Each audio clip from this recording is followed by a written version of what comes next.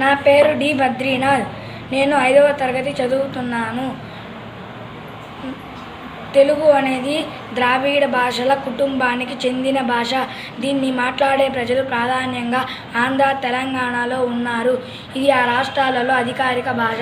భారతదేశంలో 1 కంటే ఎక్కువ రాష్ట్రాల్లో గుర్తించబడిన అల్పసంఖ్యాక భాష.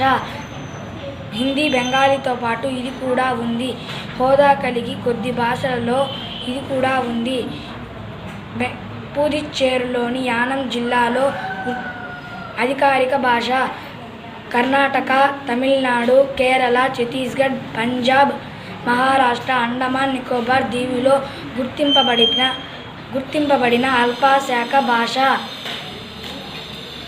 దేశ ప్రభుత్వం భారతదేశ ప్రాచీన భాషగా గుర్తించిన భాషలో ఇది ఒకటి.